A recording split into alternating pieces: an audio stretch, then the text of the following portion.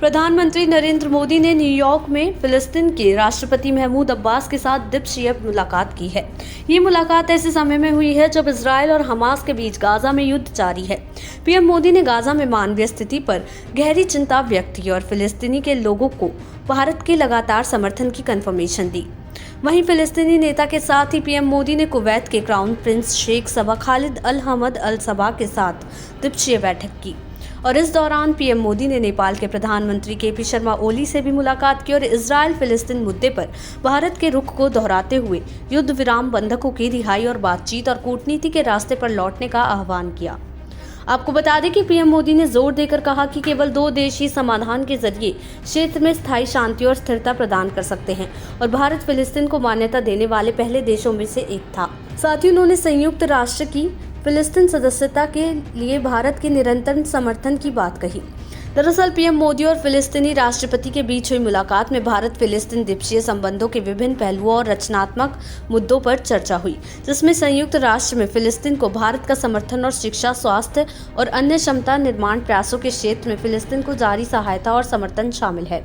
दोनों नेताओं ने भारत फिलिस्तीन द्विपक्षीय संबंधों को और गहरा करने के लिए अपनी प्रतिबद्धता जाहिर की।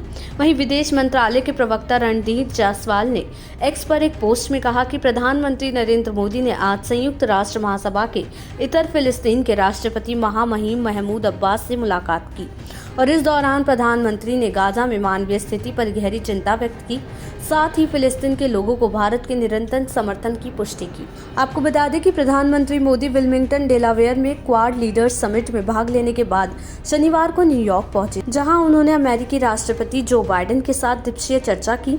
इसके अलावा पीएम मोदी ने रविवार दोपहर लॉन्ग आइलैंड में Modi and US mega community event में भारतीय अमेरिकी समुदाय को संबोधित किया। इसके अलावा पीएम मोदी ने एक सम्मेलन में अमेरिका के शीर्ष टेक लीडर्स और सीईओ के साथ बातचीत भी की। आपको बता दें कि फिलिस्तीन के साथ ही इजरायल और लेबनान के चरमपंथी संगठन हिजबुल्लाह के बीच युद्ध जैसे हालात बनते जा रहे हैं और शुक्रवार को बैरूत में इजरायली हवाई हमले में हिजबुल्लाह के शीर्ष कमांडर इब्राहिम अकील की मौत हो गई थी, जिसके बाद समूह ने इजरायल पर रॉकेट और ड्रोन से हमले किए हैं। समूह ने कहा है कि उसकी इजरायल के साथ सीधी जंग शुरू हो गई है और उसने यहूदी देश पर अंदर तक हमले की धमकी दी है। वहीं पीएम मोदी अमेरिका की अपनी 3 दिवसीय यात्रा के दूसरे चरण में न्यूयॉर्क पहुंचे हैं।